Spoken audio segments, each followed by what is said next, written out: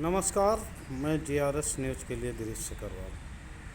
आज का एक ब्लॉग मैं एक प्रश्न के साथ शुरू करना चाहता हूँ। क्या उच्चतम न्यायालय के निर्देशों को मोदी सरकार के राज्यपाल या यूँ कह लीजिए केंद्र सरकार के राज्यपाल मानेंगे या यूँ ही हवा में उड़ा देंगे? एक ऐसा मुश्किल सवाल है जिसको बार बार दोहराने की ज़रूरत है। आप सभी लोग जानते हैं कि कई बार माननीय उच्चतम न्यायालय ने, चाहे वो महाराष्ट्र का मामला रहा हो, तमिलनाडु का मामला रहा हो, दिल्ली सरकार का मामला रहा हो, पश्चिम बंगाल का मामला रहा हो, हर बार माननीय उच्चतम न्यायालय ने राज्यपाल महोदय को उनके अधिकार को बताते हुए बार बार ये कहा है कि चुनी हुई सरकारों का अधिकार बहुत होता है, लेकिन माननीय राज्यपाल हैं, जिस तरह की केंद्र सरकार की नीतियाँ और रीतियाँ हैं, उससे ऐसा नहीं लगता कि पंजाब सरकार के राज्यपाल बनवारी लाल पुरोहित को दिए गए निर्देशों का भी कोई पालन होगा। आप सभी लोग जानते हैं कि पंजाब सरकार राज्यपाल बनवारी लाल पुरोहित द्वारा रोके गए मनी बिल को भी अटकाए जाने के मामले में सदन में आई थी और सदन से बाकायदा प्रस्ताव करके राज्यपाल के पास गया था, जिसको अभी तक उसे मंजूरी नहीं हुई। राज्यपाल ने पूर्व में पंजाब सरकार द्वारा बुलाया गया सत्र भी असंवैधानिक घोषित कर दिया। इसी बात को लेकर पंजाब सरकार और माननीय राज्यपाल के बीच में तलवारें खिंची हुई थी।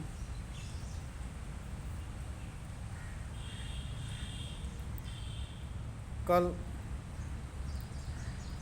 माननीय उच्चतम न्यायालय के न्यायाधीशों ने माननीय राज्यपाल महोदय को उनकी सीमा बताते हुए स्पष्ट तौर पर ऐसी टिप्पणी की जिसको सुनकर माननीय राज्यपाल महोदय को शर्मसार होना चाहिए। उन्होंने साफ कहा कि आप आग से खेल रहे हैं।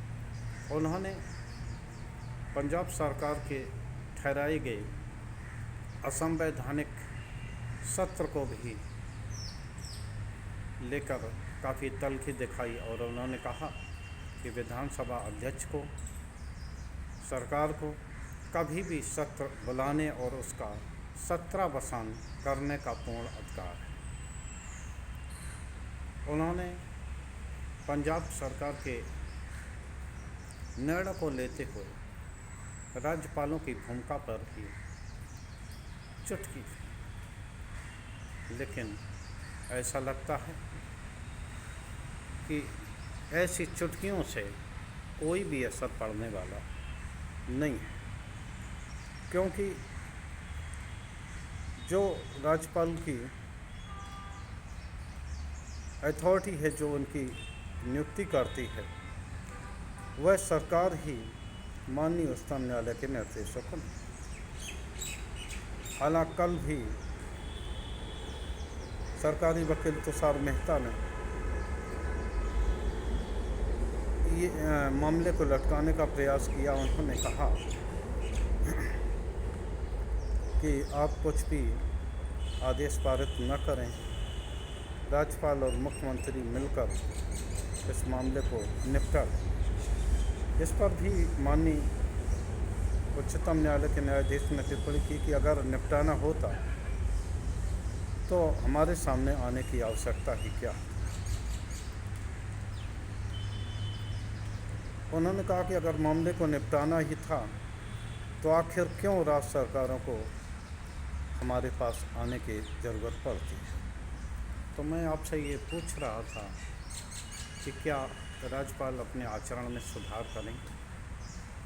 वैसे तो माननीय उच्चतम न्यायालय के स्पष्ट निर्देशों के बावजूद राज्यपाल के साथ कोई चारा नहीं रहा है कि वो माननीय सरकार द्वारा पारित किसी भी विधेयक को लटकाएं। लेकिन जिस तरह से केंद्र सरकार का आचरण माननीय उच्चतम न्यायालय के संबंध में दिल्ली सरकार के अधिकारों को लेकर जिस प्रकार माननीय उच्चतम न्यायालय की विशद खंडपीठ के निर्णय को सदन में बहुमत की आड़ लेकर पलटा गया, तो उससे तो ऐसा महसूस होता है कि निश्चित तौर पर ये मानने वाले नहीं हैं और इसके लिए भी माननीय उच्चतम न्यायालय को कोई स्पष्ट तौर पर कड़ा कदम उठाना ही होगा। क्योंकि वैसे तो संविधान निर्माताओं ने या जो देश का संविधान है उसमें स्पष्ट तौर पर जितने भी हमारे नीति निर्धारक स्तंभ हैं उनको लेकर एक स्पष्ट सीमा रेखा बना रखी है। लेकिन वर्तमान सरकार जिस प्रकार बहुमत की आड़ लेकर बहुमत के दल पे माननीय न्यायालय के निर्देशों को बदलती है, उससे ऐसा महसूस नहीं होता कि उनके द्वारा नियुक्त राज्यपाल इस संबंध में कोई भी सीख लेंगे। इस मामले को लेकर भी हो सकता है कि ये मामला जिसको लेकर पंजाब सरकार माननीय न्यायालय के समक्ष आई थी, हो सकता है कि वो कुछ सुधार हो जाए, लेकिन आखिर प्रश्न वही मौजूद रहेगा जैसा कि माननीय उच्चतम न्यायालय के न्यायाधीश ने कहा कि अगर मामला आपस में ही निपटाना है तो आखिर क्यों किसी पक्ष को न्यायालय आने की आवश्यकता पड़ती। मुझे तो ऐसा महसूस होता है कि जिस तरह सदन के जरिए बहुमत के जरिए न्यायालय के निर्देशों को भौंथरा बनाने की कोशिश की जाती है,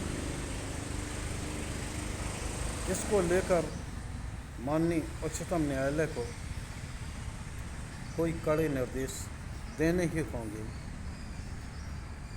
लेकिन फिर यहाँ पर वही सवाल उठता है कि आखिर अपने सीमा से कितने आगे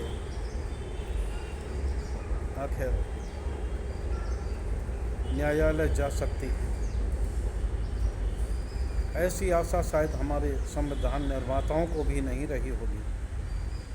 उन्होंने स्पष्ट तौर पर सभी जो हमारे चौखम्बा व्यवस्था है उसके बीच में स्पष्ट तौर पर एक बारीक रेखा खींची थी, लेकिन वो नहीं जानते थे कि कोई भी सरकार बहुमत का हवाला देकर और सभी स्तंभों के अधिकारों को हड़प लेगी। देखना यह है कि अब सरकार या माननीय राज्यपाल इस संबंध में क्या निर्णय लेते हैं। क्या न्यायालय द्वारा दिया गया ये निर्णय भी सिर्फ कानूनी किताबों की ही शोभा बढ़ाता रह जाएगा। आज के ब्लॉग में बस इतना ही। जय हिंद, जय भारत।